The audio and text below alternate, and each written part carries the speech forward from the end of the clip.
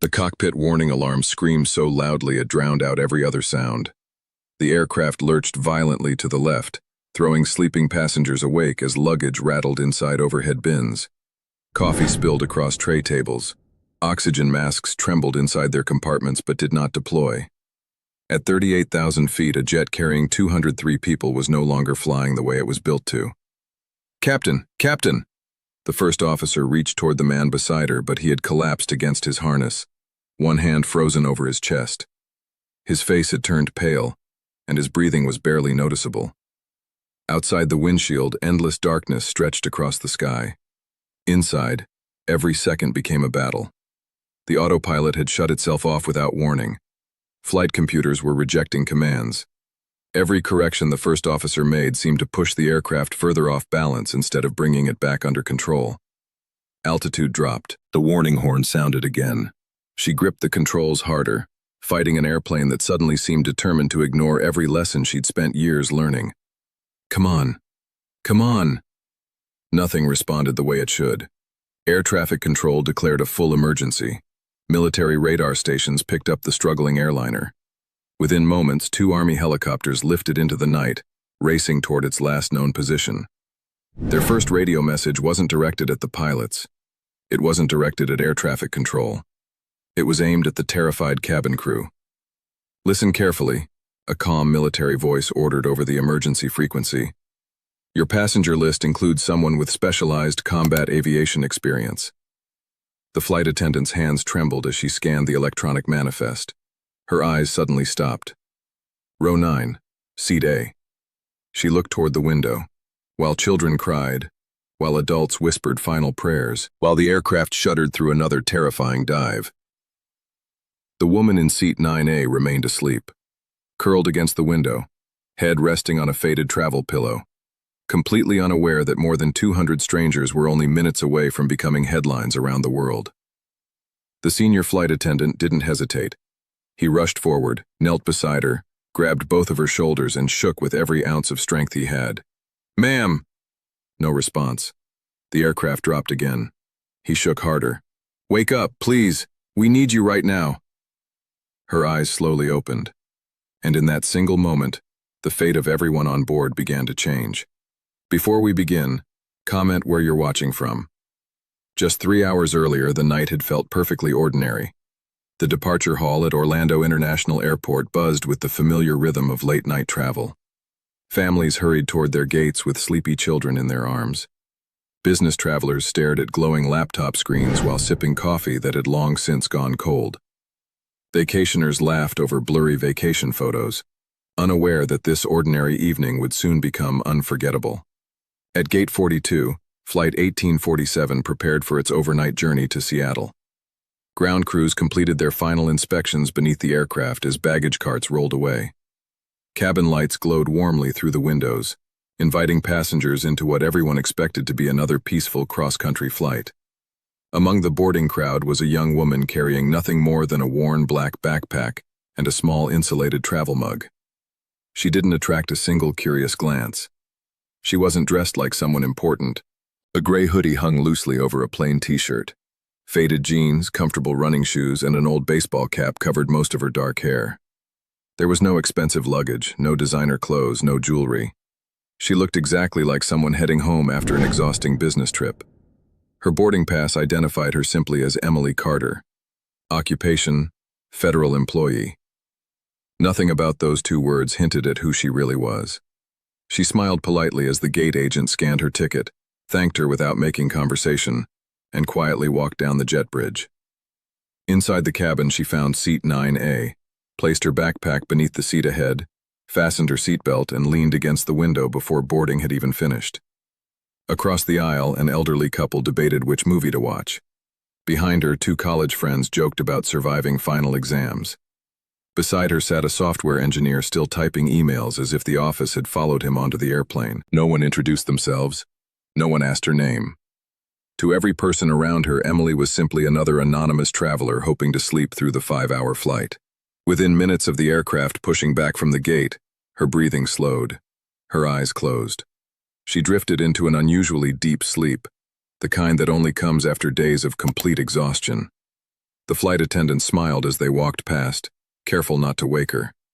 None of them could have imagined that the quiet woman sleeping peacefully beside the window would soon become the only person aboard capable of helping save every soul on that aircraft. If anyone had looked beyond the words, "Federal Employee," printed on Emily Carter's travel records, they would have discovered a story almost impossible to believe. Emily wasn't an office worker, she wasn't an administrator, and she certainly wasn't someone who spent her days behind a desk. She was Chief Warrant Officer Emily Carter, one of the Army's most experienced special operations helicopter pilots, a woman trusted with missions so sensitive that many of them would never appear in any public record. For nearly a decade, Emily had lived a life divided into two worlds. One world was quiet. It consisted of ordinary grocery stores, airport terminals, birthday phone calls with family, and neighbors who thought she simply worked for the government. The other world existed in darkness. It was a place of rotor blades slicing through freezing night air, encrypted radios crackling with urgent voices, and split-second decisions that determined whether entire teams made it home alive. She had flown rescue operations through blinding sandstorms. She had guided helicopters between mountain ridges with almost no visibility. She had evacuated wounded soldiers while enemy fire flashed across the horizon. Her fellow pilots admired her for one reason above all others. When everyone else began doubting themselves, Emily became calmer. Years earlier, during a dangerous rescue mission overseas, a transport helicopter carrying injured soldiers lost power moments after taking off from a remote valley. Smoke filled the cockpit as warning lights illuminated every instrument panel. Another aircraft might have turned back. Emily didn't. Instead, she maneuvered through the narrow canyon with only seconds to spare, found a safe landing zone surrounded by jagged cliffs, and brought every injured soldier home alive. When the exhausted rescue team climbed out of the helicopter, one medic simply stared at her before quietly saying, "When everything falls apart, somehow you always find a way." The nickname stayed with her. Among military aviators, she became known as North Star, not because she was fearless, because no matter how dark the night became, others trusted her to guide them home. Yet beneath that remarkable reputation was a woman running on almost no sleep. For the previous 72 hours, Emily had completed one demanding operation after another, before finally receiving a few days of approved leave. She wasn't flying toward another mission. She was flying toward something much more personal. Her older brother had just welcomed his first child into the world. Months earlier, Emily had made him one simple promise. "No matter what happens," she had said with a smile, "I'll be there to meet my little nephew." She had kept far more dangerous promises in her life. There was no chance she was going to break this one. So she boarded Flight 1847, leaned against the window, and surrendered to the deepest sleep she'd had in weeks, completely unaware that destiny had already chosen her next mission. Pitt, Captain Daniel Reeves, a veteran pilot with more than 25 years in commercial aviation, glanced over the flight displays with quiet confidence. Beside him, First Officer Rachel Kim monitored the instruments while chatting casually about the clear weather ahead. "It looks like we'll arrive a little early," Rachel said with a smile. Daniel nodded. "Let's hope every flight is this easy." The sentence had barely left his mouth when a sharp warning tone shattered the calm. "Beep, beep, beep." A bright red caution message flashed across the flight display. Autopilot disconnected. Rachel frowned. "That's strange." Before she could reach for the checklist, another warning appeared. "Flight control computer failure." Then another, and another. Within seconds, the cockpit that had been calm moments earlier became a storm of flashing alerts, warning chimes, and rapidly changing system messages. Daniel grabbed the controls.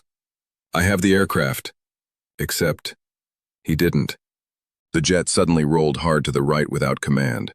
Coffee splashed across the center console. Loose checklists slid onto the cockpit floor. Rachel tightened her harness as the aircraft dropped several hundred feet in a matter of seconds. "I'm correcting left," she shouted.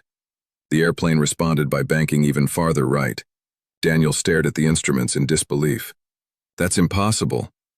He pulled gently to stabilize the nose. Instead, the aircraft pitched downward into another frightening descent. Every movement they made seemed to produce the opposite result. Years of training suddenly meant almost nothing. Then disaster struck again. Daniel stopped speaking mid-sentence. His breathing became shallow. One trembling hand pressed against his chest. Rachel looked over. "Captain?" His eyes widened with pain. "I can't." Before she could reach him, his body slumped forward against the harness. "Captain!" No response. Rachel's heartbeat thundered in her ears. For one terrifying moment, fear nearly overwhelmed her. She was alone. One pilot, a failing aircraft. More than 200 lives depending entirely on her. Taking a deep breath, she forced herself to think. Her hand reached for the public address microphone. "Ladies and gentlemen," she said, struggling to keep her voice steady. "This is your first officer speaking. We are experiencing a serious in-flight emergency. If there is anyone on board with advanced aviation experience, particularly military or test flight experience, please identify yourself to a flight attendant immediately." The announcement echoed through the silent cabin. Passengers exchanged frightened looks. Some clutched their loved ones. Others whispered prayers. No one stood. No one answered. Except one senior flight attendant whose eyes suddenly widened as he remembered a single line from the passenger manifest. A line he had almost ignored before takeoff. The aircraft shaking beneath his feet and frightened voices filling the cabin, one memory suddenly surfaced. Emily Carter. Occupation, federal employee. Home address, Fort Novus. Fort Novus wasn't just another military installation. It was one of the country's largest aviation training centers. Michael's heart skipped a beat. "What if?" he whispered. Without wasting another second, he hurried toward row 9, steadying himself against the seats as another violent jolt rocked the aircraft. Passengers grabbed his arm as he passed. "What's happening? Are we going to crash? My son is crying." Michael wanted to answer every one of them. Instead, he kept moving, because if his instinct was right, there wasn't a second to lose. He reached seat 9A. Emily hadn't moved. Her head still rested against the window. The same faded gray hoodie. The same peaceful expression. It was almost impossible to believe that while panic spread through the cabin, she remained completely asleep. Years of non-stop military operations had taught her body to sleep through almost anything. Michael leaned down and gently touched her shoulder. "Ma'am?" Nothing. He tried again, this time louder. "Ma'am, I need you to wake up." Still nothing. Another violent drop sent screams echoing through the cabin. The airplane shuddered so hard that several overhead bins burst open, scattering bags into the aisle. Michael abandoned all hesitation. He grabbed both of Emily's shoulders. "Emily, wake up, right now!" Her eyelids slowly opened. For several long seconds, she simply blinked. The cabin around her seemed unfamiliar. The frightened faces, the flashing seatbelt signs, the trembling floor beneath her feet. Then the aircraft rolled sharply to one side. Emily didn't panic. She frowned. Not because she was scared, but because something about that movement felt terribly wrong. Years of flying helicopters had trained her body to sense an aircraft's condition before her mind could explain it. She looked directly at Michael. "What happened?" His voice cracked. "Our captain collapsed. The flight controls are malfunctioning. The first officer asked if there's anyone with military aviation experience." Emily's sleepy expression disappeared instantly. "What kind of malfunction?" "They said the airplane isn't responding correctly." She unbuckled her seatbelt in one swift motion. Her exhaustion vanished as though someone had flipped a switch. "Take me to the cockpit." Michael hesitated only long enough to unlock the secure cockpit procedure. As they hurried forward, frightened passengers watched in silence. No one knew who the quiet woman in the gray hoodie was. To them, she looked like an ordinary traveler. But inside the cockpit, everything changed. Emily took one look at the flashing warning screens, the unconscious captain, and the terrified first officer desperately wrestling with the controls. Less than 5 seconds passed before she quietly said, "Don't explain everything." She fixed her eyes on the flight instruments. "Just tell me exactly what the aircraft does when you touch the controls." The answer would determine whether all 203 people on board would ever see the ground again. The cockpit had become a storm of alarms. Warning lights flashed across every display. The control column vibrated. The aircraft continued drifting off course despite the first officer's desperate corrections. Every passing second drained more altitude, more fuel, and more hope. Emily didn't waste time introducing herself. Instead, she watched. Years of military flying had taught her that the first few seconds inside any emergency were priceless. The loudest person in the room wasn't always the most helpful. The best pilots observed before acting. "Show me," she said calmly. First Officer Rachel Kim tightened her grip on the controls. "I bank left." The aircraft rolled right. "I lower the nose." The jet pitched upward. "I correct again." "It overreacts." Rachel interrupted herself, frustration filling her voice. "Nothing makes sense anymore." Emily's eyes never left the instruments. She wasn't looking at individual warnings. She was looking for rhythm, patterns. Aircraft rarely behaved without reason. Even damaged machines followed rules, if someone could find them. "Do it again," Emily said. Rachel repeated the movement. Emily leaned closer. "There." Rachel looked confused. "What?" "It isn't random." Rachel stared at her. "What do you mean?" Emily pointed toward the flight display. "The airplane isn't ignoring you. It's translating your commands incorrectly. Some inputs are reversed, others are delayed. It's following a broken language." Rachel blinked. "So, it's predictable?" Emily nodded slowly. "I think so." For the first time since the emergency began, a small spark of hope appeared inside the cockpit. Emily immediately reached for the radio. "This is Flight 1847. I need direct coordination with Military Aviation Command and an aircraft systems specialist. We have a pilot medical emergency and severe flight control corruption." Air traffic control answered almost instantly. "Flight 1847, assistance is already being coordinated. Stand by." 30 tense seconds passed. Then a new voice came over the frequency. Calm, confident, military. "This is Colonel Nathan Brooks with Joint Aviation Command. Please identify the person assisting the flight crew." Emily pressed the transmit button. "Chief Warrant Officer Emily Carter, Army Special Operations Aviation." Silence filled the frequency. Then the colonel spoke again, his tone noticeably different. "North Star?" Emily hesitated for only a moment. "Affirmative. I've heard about your rescue operations." "I'm not here because of my reputation," Emily replied quietly. "I'm here because this crew needs help." "And they'll have it," the colonel answered. "We're scrambling every available resource." Moments later, another voice joined the emergency channel. A retired aircraft systems engineer who had spent decades studying the exact model they were flying. Emily glanced toward Rachel. "Listen carefully," she said. "I'm not qualified to fly this airplane." Rachel's face fell. Emily continued before panic could return. "But you are." Rachel looked at her in disbelief. "You know this aircraft." "I know damaged aircraft," Emily corrected. "Different machine, same principle." She met Rachel's eyes. "I won't touch the controls. I'll help you understand what the airplane is trying to tell us."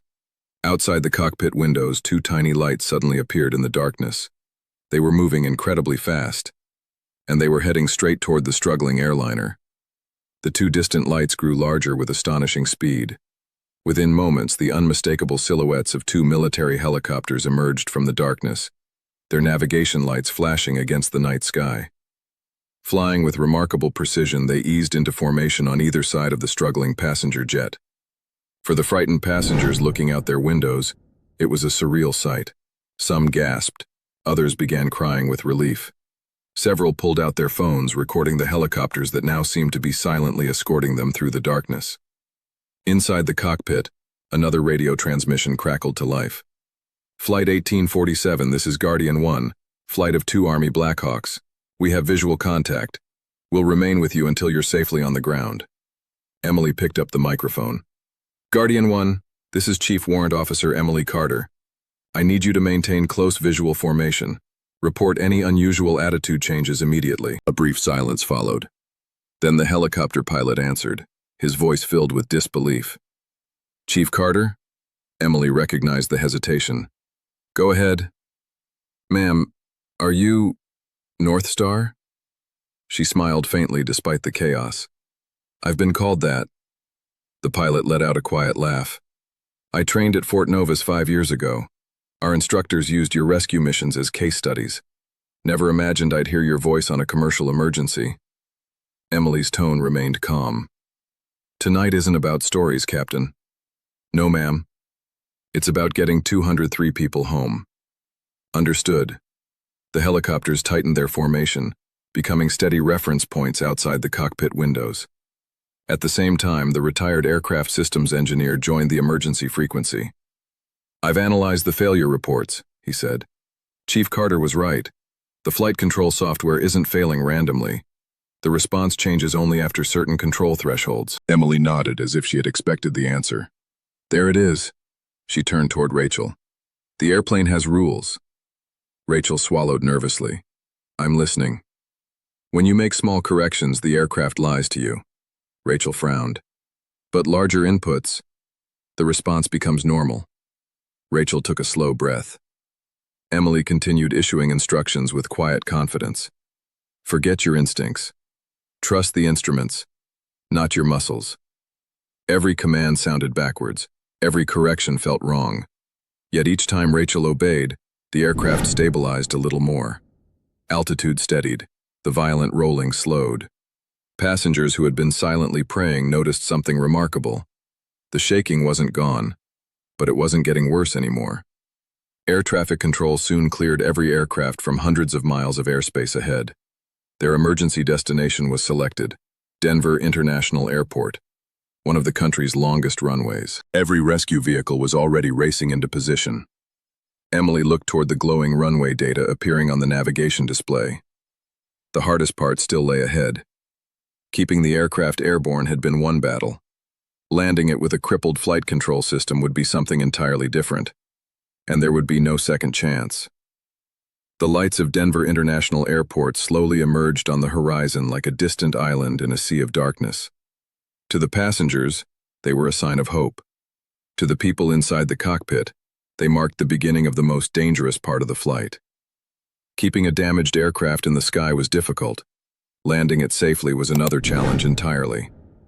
The runway stretched nearly 3 miles ahead, illuminated by rows of white approach lights that shimmered beneath the night sky. Fire trucks, ambulances, and rescue vehicles lined both sides of the pavement, their flashing lights turning the airport into a field of red and blue. Inside the cockpit, no one spoke for several seconds. The only sounds were warning alarms, controlled breathing, and the steady voice of air traffic control counting down the distance. Emily finally broke the silence. Rachel, you've already done the impossible. Rachel kept her eyes fixed on the instruments. I don't feel like I have. You've held this airplane together for almost an hour. A nervous smile crossed Rachel's face. I'm still terrified. So am I. Rachel looked at her surprised. Emily nodded. Courage isn't the absence of fear. It's choosing not to let fear make the next decision. Those words settled over the cockpit like calm after a storm. 5,000 feet, air traffic control announced. The Blackhawks remained just outside the windows, matching every movement with astonishing precision. 3,000. The aircraft drifted slightly left. Rachel instinctively reached for a small correction. Emily immediately stopped her. Not yet. Rachel froze. Wait. She watched the instruments. There. Now make a firm correction. Rachel pushed the controls farther than every instinct told her to. The aircraft smoothly returned to centerline. It worked, Rachel whispered. Emily smiled. I told you the airplane has rules. The runway grew larger. 1,000 feet. You're perfectly aligned. 500. Passengers looked through the windows, finally seeing the ground. Many held hands. Some closed their eyes. Others silently mouthed prayers. 100 feet. Rachel's heartbeat pounded so loudly she could barely hear the radio. This is it. Emily spoke one final time.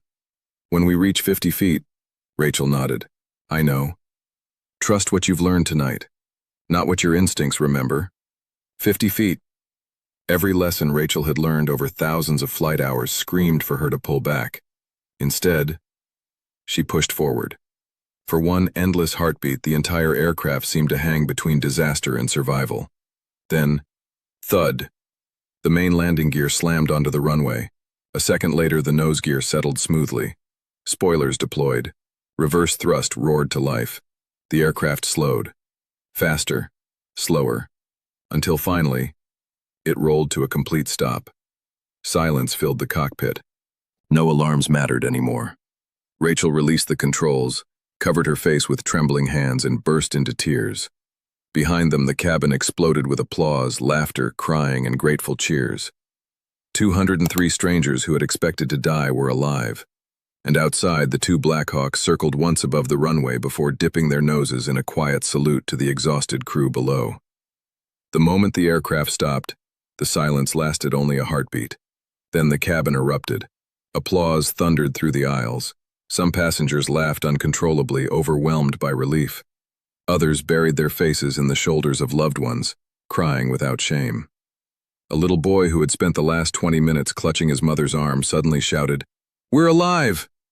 His words spread through the cabin like a wave, and strangers who had never met embraced each other as if they were family. Outside, flashing emergency lights raced toward the aircraft from every direction.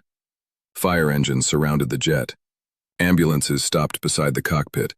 Airport rescue teams climbed aboard almost immediately, moving with calm precision. Their first destination was the flight deck. Captain Daniel Reeves was carefully lifted from his seat and placed onto a stretcher. Though still weak, he opened his eyes for a brief moment. His gaze drifted toward Rachel and Emily before a faint smile crossed his face. "You brought them home," he whispered. Then the paramedics wheeled him away. Rachel remained frozen in her seat, staring at the windshield where the runway lights slowly faded into the distance. Her hands still trembled from gripping the controls. Emily quietly unfastened her harness. Only then did the exhaustion she had been ignoring come rushing back. Her shoulders felt heavy, her eyes burned, and every muscle in her body reminded her that she had barely slept in days. Rachel suddenly stood and crossed the cockpit. Without saying a word, she wrapped Emily in a tight embrace. "I couldn't have done it without you," she said, her voice breaking. Emily gently smiled. "Yes, you could." Rachel pulled back and shook her head. "No, you saw what none of us could." Emily looked toward the silent cockpit instruments. "I've spent years flying aircraft that refuse to behave," she replied softly. "Machines fail. People don't have to." A knock came at the cockpit door. "Ma'am," a rescue officer said, "the helicopter crews are waiting outside." Emily stepped onto the mobile stairs into the cool night air. The two Blackhawks sat nearby with their rotors finally still. Their crews stood in a straight line. As Emily approached, every pilot raised a crisp salute. She seemed almost embarrassed by the attention. One young captain smiled. "I've wanted to meet North Star for years." Emily returned the salute before lowering her hand. "Forget the nickname," she said with a tired grin. "Tonight belonged to every person who refused to give up." Far above them, dawn painted the eastern sky with the first shades of gold. For everyone who had survived Flight 1847, it wasn't just the start of a new day, it felt like the beginning of a second chance at life. A single interview, she chose a quiet military publication instead of a major television network. Sitting in a modest conference room, still wearing the same calm expression that had carried her through the emergency, she answered every question without seeking attention. "Were you scared?" the interviewer asked. Emily smiled honestly. "Absolutely." The room grew silent. "People think courage means you're never afraid," she continued. "That's not true. Courage begins the moment you admit you're afraid, and keep moving anyway." The interviewer leaned forward. "When you walked into that cockpit, what was your first thought?" Emily didn't answer immediately. She looked down for a moment before speaking. "I knew there were things I didn't know. I'd never flown that aircraft. Pretending to know everything would have been dangerous." "So, what did you rely on?" "My training." She folded her hands together. "Training teaches you something bigger than memorizing procedures. It teaches you how to stay calm when the procedure no longer exists." The interviewer nodded. "People are calling you a hero." Emily shook her head almost instantly. "No. The hero was the first officer who trusted guidance that felt completely wrong. The flight attendants who stayed calm while passengers panicked. The air traffic controllers who cleared an entire sky. The engineers who found answers in minutes. The helicopter crews who flew beside strangers simply so they wouldn't feel alone." She paused, her voice softer now. Nobody survives something like that by themselves. A few days later, Emily finally reached her brother's house. There were no television cameras waiting outside, no reporters, no flashing lights, just a quiet front porch, the smell of fresh coffee drifting through an open window, and the sound of a baby laughing inside. When the front door opened, her brother smiled without saying a word. He simply placed his tiny son into her arms. Emily looked down at the sleeping child, gently holding one of his impossibly small hands. For a long moment, the world seemed perfectly still, not because the danger had been forgotten, but because it had led her back to the people she loved most. As the morning sunlight filled the room, Emily realized something she had learned countless times in the cockpit, but never fully understood until now. Life isn't measured by the storms you survive. It's measured by the people waiting for you when the storm is finally over. If this story reminded you that courage, humility, and teamwork can change lives, don't forget to like this video, subscribe to the channel, and share it with someone who believes ordinary people can accomplish extraordinary things. Because sometimes, the greatest heroes aren't the ones looking for recognition. They're simply the ones who choose to stand up when everyone else is running out of hope.